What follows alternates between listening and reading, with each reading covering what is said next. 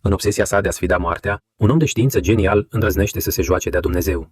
El reușește să dea viață unei creaturi într-un experiment monstruos, însă ceea ce se naște din ambiție se transformă curând în groază. Respins de creatorul său și condamnat la singurătate, monstrul învață ura și dorința de răzbunare. Îi cere creatorului său o tovarășă de viață, dar neprimind ceea ce dorește, ucide fratele acestuia și dezlănțuie furia împotriva lui într-o urmărire mortală până la Polul Nord, acolo unde adevăratul monstru nu este cel care pare. Vorbim despre filmul Frankenstein. Filmul începe în nordul îndepărtat, în anul 1857. În acel moment vedem un bărbat chemându-l pe capitanul navei pentru a-l întreba ce trebuie să facă, deoarece gheața a oprit înaintarea vasului. Capitanul răspunde cu fermitate că trebuie să continue, dar bărbatul îl avertizează că echipajul este epuizat. Atunci, capitanul se apropie de marinari și le amintește că au acceptat o misiune și că datoria lor este să ajungă la Polul Nord. Oamenii, resemnați, dar ascultători, răspund că așa va fi. În aceeași noapte, o explozie întrerupe liniștea gheții. I se raportează că a avut loc o deflagrație, iar capitanul ordonă imediat adunarea câtorva oameni înarmați cu torțe. Ei pătrund în întuneric, luminați doar de flăcările focului, până ajung într-un loc unde zăpada este pătată cu o mare cantitate de sânge. Unul dintre marinari strigă că au găsit un supraviețuitor. Când se apropie, descoperă că bărbatul are o proteză la unul dintre membre. Deodată, un sunet gutural răsună printre ghețari. Grupul se retrage spre navă și se pregătește să se apere. Deschid focul, când o siluetă impunătoare și necunoscută iese din întuneric. În ciuda împușcăturilor, creatura continuă să înainteze. Gloanțele par să nu o afecteze. În câteva secunde, mai mulți membri ai echipajului cad. Văzând haosul, capitanul aleargă să-l caute pe bărbatul salvat, în timp ce ființa monstruoasă avansează, urlând furioasă să îl dea. Creatura reușește să ajungă pe puntea, unde se află capitanul împreună cu supraviețuitorul, și, cu o voce sfâșiată, îi rostește numele: Victor. În acel moment, unul dintre marinari trage cu o armă mai puternică și reușește să-l doboare. Toți cred că monstrul a murit, dar acesta se ridică din nou cu o forță supraomenească și începe să împingă nava până când aceasta se înclină periculos. Capitanul trage din nou, însă glonțul lovește gheața, care se crapă sub greutatea creaturii. În cele din urmă, ființa cade în apele înghețate și dispare sub suprafață. Câteva momente mai târziu, doctorul de pe navă îi administrează un remediu bărbatului salvat. Capitanul se prezintă. Numele lui este Anderson. Necunoscutul, despre care acum știm că se numește Victor, întreabă unde se află și câți oameni a ucis creatura. Capitanul răspunde cu tristețe că au fost 6. Victor, cu privirea pierdută, îl avertizează că ea va reveni și că va ucide și mai mulți. Anderson încearcă să-l liniștească, asigurându-l că ființa a căzut în apă și nu putea supraviețui, dar Victor răspunde rece că acea creatură nu poate muri, pentru că el însuși a încercat să o distrugă fără succes. În cele din urmă, cu o voce plină de remușcare, Victor îi cere capitanului ca, dacă monstrul se întoarce vreodată, să-i permită să-l înfrunte și să-l ia cu el. Anderson, nedumerit, întreabă ce fel de ființă este aceea și cine ar fi putut crea o asemenea abominație. Victor îl privește și răspunde că el însuși a fost cel care a creat-o. Câteva clipe mai târziu, Victor, îmbrăcat acum cu haine curate, dar încă vizibil rănit, îi spune capitanului că îi va povesti pe scurt istoria sa. Atunci începe. Numele lui este Victor Frankenstein, un bărbat ales de tatăl său care susținea că numele înseamnă cuceritor. Tatăl său, un om cu un caracter puternic și chirurg recunoscut, se căsătorise cu mama lui din conveniență, atras nu de dragoste, ci de averea și prestigiul pe care aceasta le aducea numelui său. Victor povestește că tatăl său a fost absent o mare parte din copilăria lui, dar când se întorcea acasă, toți trebuiau să-i asculte ordinele fără să le pună la îndoială. Prezența lui impunea o autoritate absolută. Mai târziu, în timpul cinei, tatăl lui Victor îi oferă soției un fragment de carne crudă, argumentând că este nutritiv pentru copilul pe care îl poartă. În acea noapte, în timp ce tânărul Victor se roagă, aude certurile izbucnind între părinții săi. Mama, căutând alinare, intră în camera lui și îl îmbrățișează. El continuă să povestească că tatăl său îi disprețuia atât pe el cât și pe mama sa. Își amintește de o lecție despre inimă și corpul uman, în care tatăl său, exigent și arogant, îi pune mai multe întrebări. Victor răspunde corect, dar la o singură greșeală, tatăl său decide să-l pedepsească. Băiatul întinde mâna, așteptând iertare, dar tatăl o îndepărtează cu răceală, spunând că de atunci înainte va fi instrumentul său de lucru. Apoi, cu chipul împietrit de mândrie, îl lovește peste față și îi spune: Porți numele și reputația mea, să nu uiți niciodată. Câteva zile mai târziu, tatăl pleacă într-o călătorie, iar Victor și mama sa se joacă, când ea începe să se plângă de o durere bruscă. Alarmat, băiatul îl cheamă pe tatăl său, care vine imediat și ordonă să aducă apă și prosoape curate. Slujitorii aleargă să ajute, dar tatăl îl îndepărtează pe Victor, în timp ce mama țipă de durere insuportabilă. În scena următoare, vedem mama moartă. Victor, devastat, se depărtează de mormânt cu lacrimi în ochi, regretând pierderea singurei persoane care l-a iubit cu adevărat. An mai târziu, povestirea îl arată pe tatăl său însoțit de William, fratele mai mic al lui Victor. În timp ce William reprezintă calmul, Victor întruchipează furtuna. Fratele mai mic este favorit al tatălui, care îl tratează cu o tandrețe pe care niciodată nu i-a arătat-o lui Victor. Această diferență, combinată cu ideea persistentă că tatăl a permis moartea mamei, începe să-l macine pe dinăuntru. Într-o zi, mânat de resentiment și dorința de răspunsuri, Victor decide să-l confrunte. Îl întreabă direct dacă a făcut tot posibilul să o salveze. Tatăl, cu o privire severă, neagă acuzația și răspunde că a încercat, dar nimeni nu poate învinge moartea. Atunci, Victor, cu ochii aprinși de furie și determinare, replică că dacă asta este adevărat, atunci a eșuat și că el, în schimb, va învăța să învingă însăși moartea. Victor continuă povestirea și explică că tocmai în acea zi a văzut pentru prima dată un înger întunecat. O viziune pe care a interpretat-o ca o promisiune că într-o zi va domina puterea asupra vieții și morții și că geniul său va depăși chiar și pe cel al tatălui său. Apoi își continuă relatarea vorbind despre cum succesul său a fost efemer, iar căderea devastatoare. Revolte și incendii au devastat plantațiile familiei, distrugând averea și luând cu ele puținul ce rămăsese din tatăl său. William a fost trimis să locuiască cu rude, în timp ce Victor începe o lungă călătorie de la oraș la oraș, dedicându-și întreaga viață studiului și obsesiei de a extinde limitele științei. Avansăm acum până în anul 1855. În tribunalul disciplinar al Colegiului de Medicină, un tânăr și pasionat, Victor, își prezintă teza în fața unei audiențe așteptătoare. Declară cu voce fermă că nașterea și reînvierea sunt daruri de la Dumnezeu, dar moartea este adevărata frontieră de cucerit. Adaugă că oamenii nu sunt zei, dar dacă ar putea să se comporte ca atare, poate a reuși să înghesuie moartea și să o înfrunte, readucând viața la ceea ce era inert. Cuvintele sale aprind sala. Mulți îl privesc uimiți și unii chiar îl aplaudă pentru îndrăzneala și fervoarea sa. Totuși, unul dintre membrii tribunalului ridică mâna și cere liniște. Cu ton grav, îl întreabă pe Victor ce propune exact pentru a învăța imposibilul. Ca răspuns, tânărul așează teza pe masă. În fața juriului se află trupul unui om decedat, un comerciant cu creierul intact, căruia i-a atașat brațul unui tâmplar. Explică meticulos procedura și apoi, în fața privirilor necredincioase, activează sursa de energie care completează experimentul. Trupul inert prinde viață, iar toți cei prezenți îi cer lui Victor să se oprească și să pună capăt farselor, pentru că singurul care dă viață și moarte este Dumnezeu. Atunci, cu voce fermă și provocatoare, Victor răspunde că poate Dumnezeu este incompetent și că este datoria omului să-i corecteze greșelile. Afirmă că nu va respecta ordinele, pentru că pentru a găsi răspunsuri este necesar să înfrunți obediența, să te eliberezi de frică și de un dogmă lașă. După ce rostește aceste cuvinte, părăsește sala printre murmure și priviri de indignare și uimire. În timp ce merge pe străzile umede ale orașului, un bărbat cu un aer distins se apropie. Se prezintă ca Heinrich Harlander și îi cere câteva minute, asigurând că aduce un mesaj de la fratele său, William. Intrigat, Victor acceptă și amândoi se îndreaptă către o locuință apropiată. Odată intrați, Victor întreabă dacă William îl va vizita. Heinrich dă din cap afirmativ și explică că va veni în câteva zile, dorind să-i prezinte logodnica, care este și nepoata sa. Îi arată atunci o fotografie. O tânără cu chip delicat și privire senină, abia ieșită din mănăstire. Numele ei, Elizabeth Harlander. Heinrich comentează că William a prosperat în domeniul financiar și că trăiește cu o fericire pe care Victor poate că a uitat-o. Apoi îi laudă prezentarea în fața tribunalului de medicină, deși nu fără o notă de ironie. Îi spune că pasiunea lui îl orbește, dar că entuziasmul său seamănă cu al unui copil care se joacă cu focul. Îl întreabă dacă va fi capabil să stăpânească acel foc sau, dacă, asemenea lui Prometeu, își va arde mâinile înainte de a oferi darul său lumii. Victor, stânjenit, încearcă să plece, dar Heinrich îl convinge să rămână. Îi promite că are ceva extraordinar să-i arate, ceva ce îi va schimba destinul. Îi spune că va rămâne o vreme în oraș și că peste 3 zile vor primi vizita fratelui său William și a tinerei Elizabeth, o noapte ce promite să marcheze un înainte și un după în viața lui Victor Frankenstein. Câteva zile mai târziu, Victor îl vizitează pe domnul Harlander, pe care îl găsește concentrat desenând portretul unei femei. Se salută cordial și, după câteva cuvinte, Harlander menționează lucrările unui anume Evely, un cercetător renumit în domeniul anatomiei experimentale.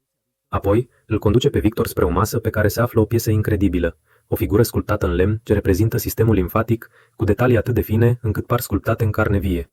Fascinat, Victor examinează opera cu uimire, în timp ce Harlander comentează cu un strop de ironie că cel mai important în orice întreprindere științifică este să înveți cum să ajungi la inimă.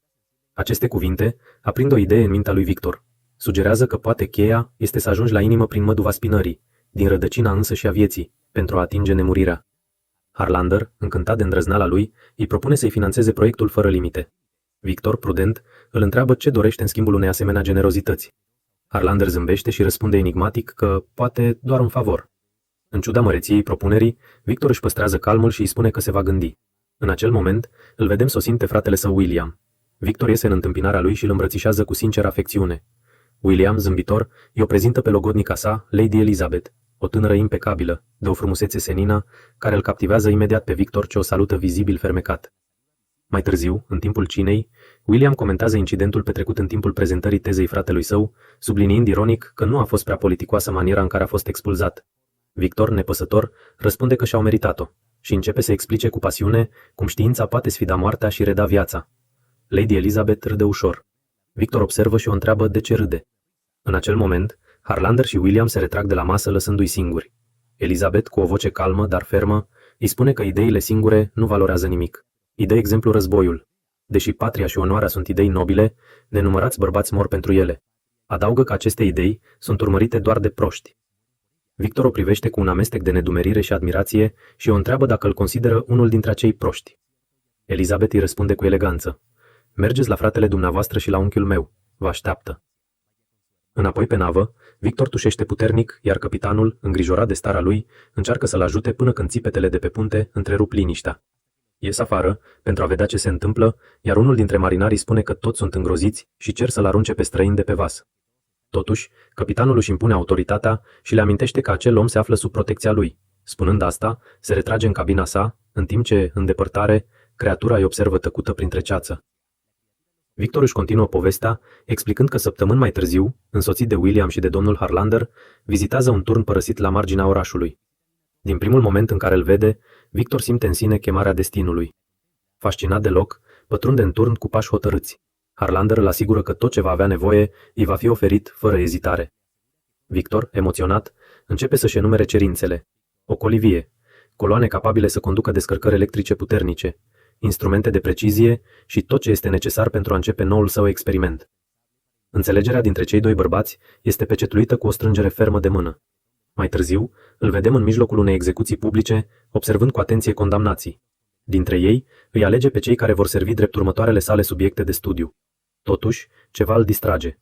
O vede pe Elizabeth și, mânat de curiozitate, o urmează până la o biserică apropiată, unde, stăpânit de impuls, intră în confesional și se dă drept preot. Dornic să descopere ce păcat ar putea să-l chinuiască pe un suflet aparent atât de pur, Elizabeth mărturisește că a simțit ură față de fratele logodnicului ei, Victor, confuz, o roagă să-și lămurească cuvintele.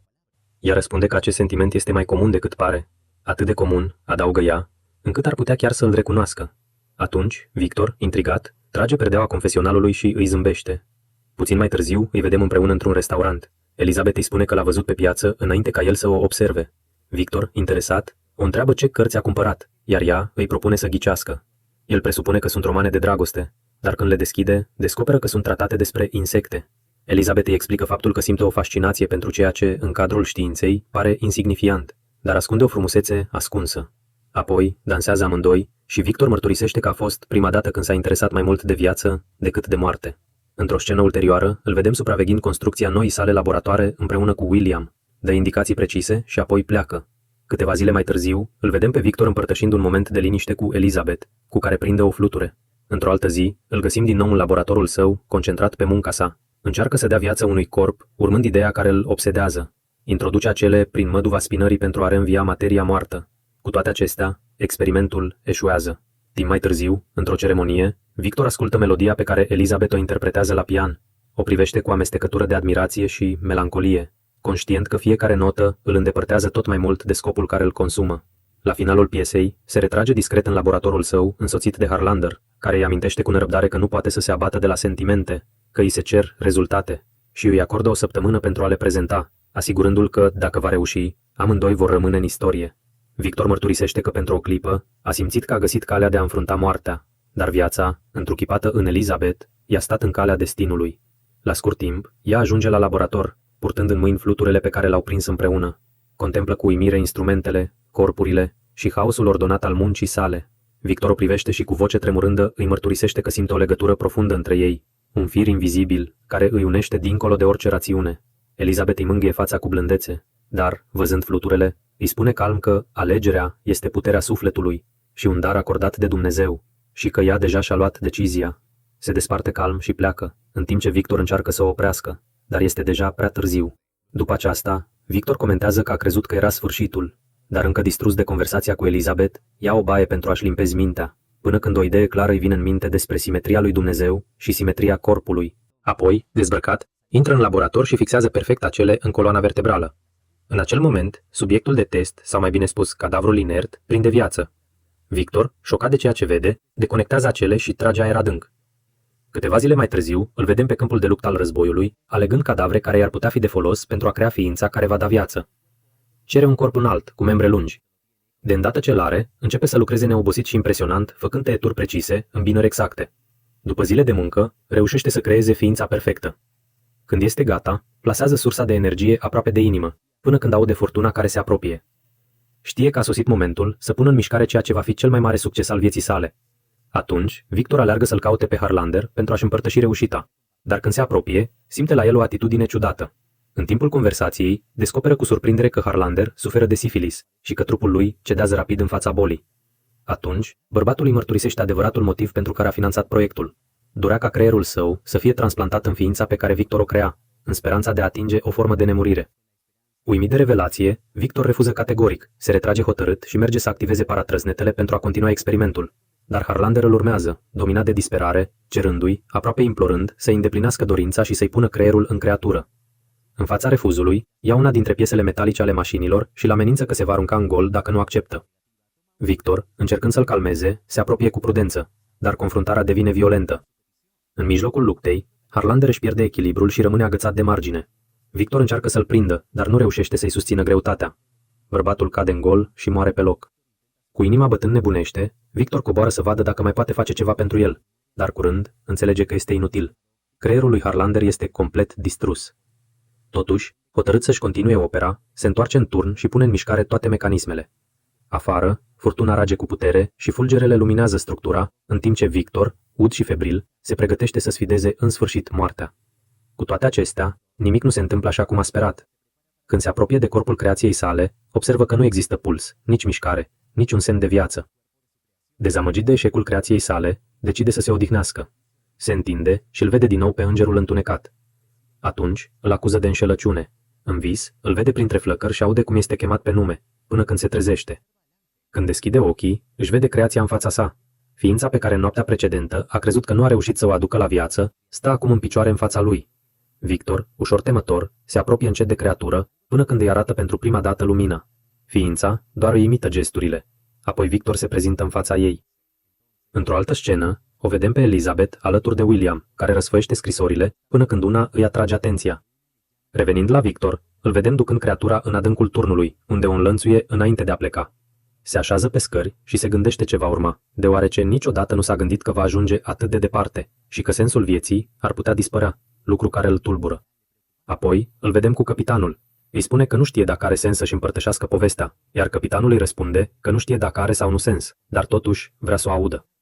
Victor vindecă rănile creaturii. Obosit, pentru că a lucrat fără să doarmă, adoptă o atitudine îndoielnică față de creația sa. Victor încearcă să facă creatura să rostească altceva decât propriul său nume, dar, nerușind, se enervează atât de tare încât ajunge să o sperie.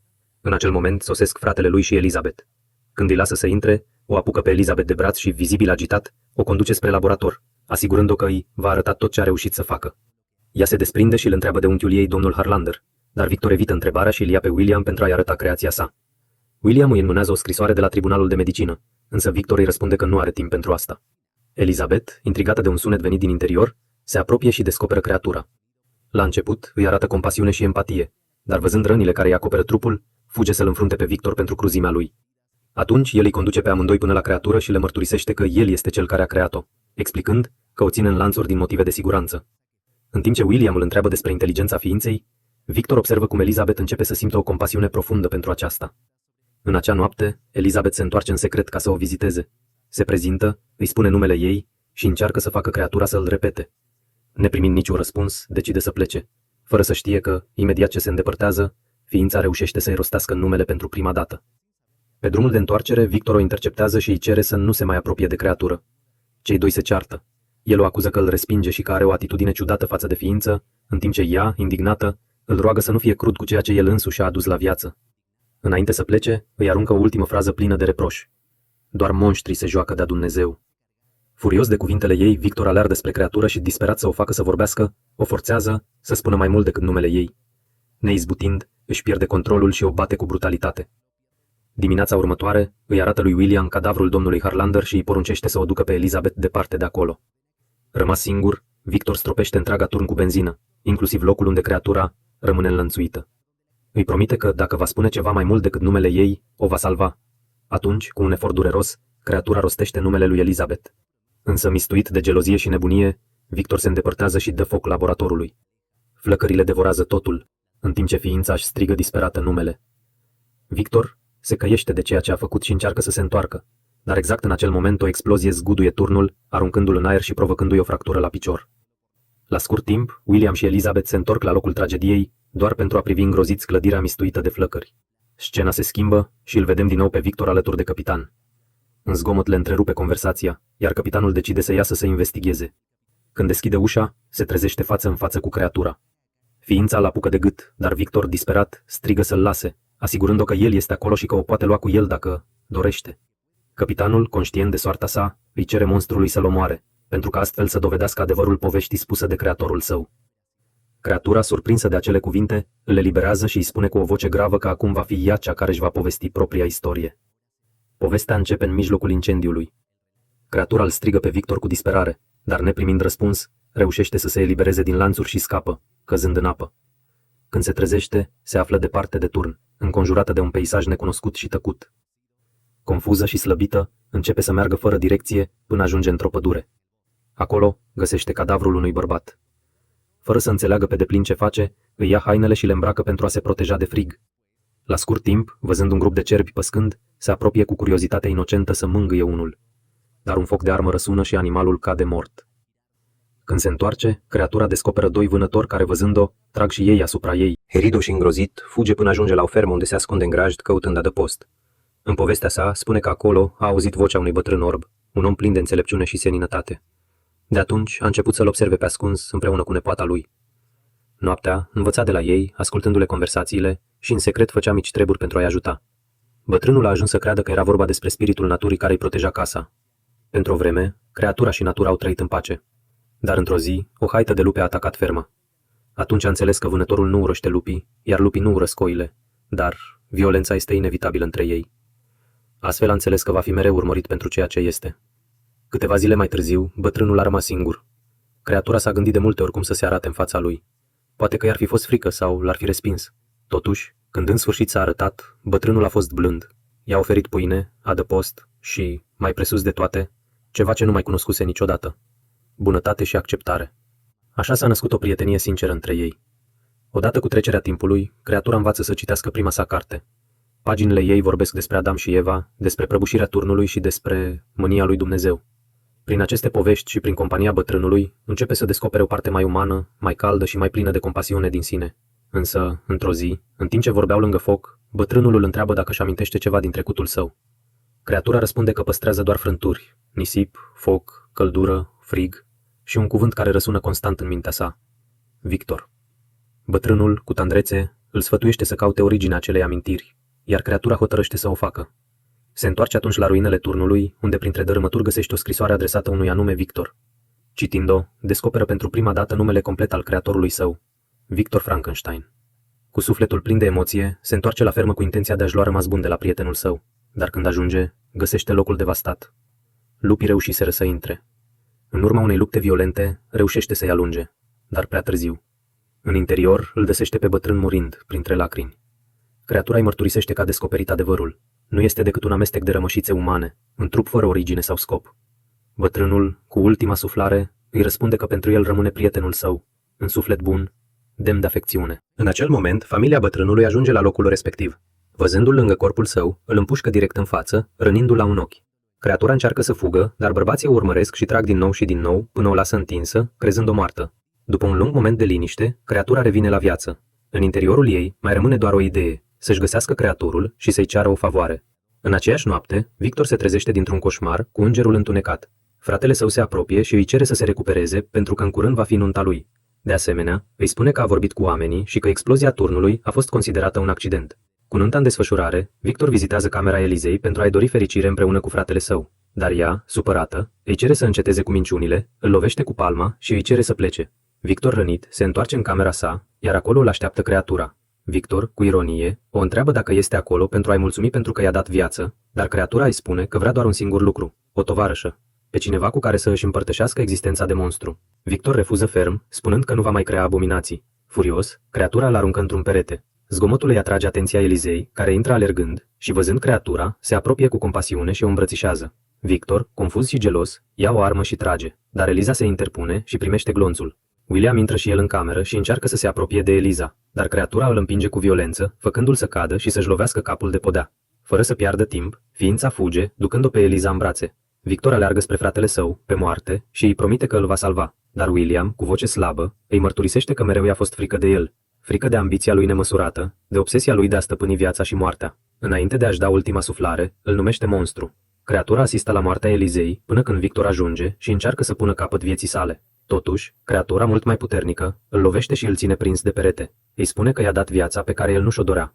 Acum e o înapoiază. Tu ești creatorul meu, spune, dar de acum înainte, eu voi fi stăpânul tău. Apoi fuge spre zăpadă, în timp ce Victor, slăbit, îl urmărește. Creatura povestește cum l-a perceput, până când nu mai rămânea nimic din el, doar el și creatorul său. După un timp, Victor se refugiază într-o cort. Când creatura se apropie, Victor trage asupra ei, dar aceasta îl prinde și îl trage afară. Victor încearcă să o atace, dar creatura îl dezarmează. Ia o dinamită și îi spune: aprinde-o și roagă-te pentru moartea mea, sau mă voi întoarce după tine. Victor aprinde fitilul și fuge. Explozia îl cuprinde pe creatura, care supraviețuiește grav rănită. Din nou în fața lui Victor, creatura îi spune: aici, suntem epuizați și terminați. Se apropie și îl ia de mână. Victor, cu ultima suflare, o numește fiu și îi cere iertare. Îi spune că atâta timp cât va trăi, poate face doar un lucru: să trăiască. Apoi îl roagă să-i spună numele, acela care cândva a însemnat totul pentru el. Creatura îl privește cu tristețe și rostește încet: Victor, apoi îi sărută fruntea cu blândețe. Câteva momente mai târziu, capitanul vasului ordonă să se dea la o parte echipajul și să-l lase pe Victor să plece. Într-un gest de recunoștință, creatura împinge vasul, eliberându-l de gheața care îl ținea captiv. În final, privește răsăritul ca și cum ar fi prima zi din noua sa viață.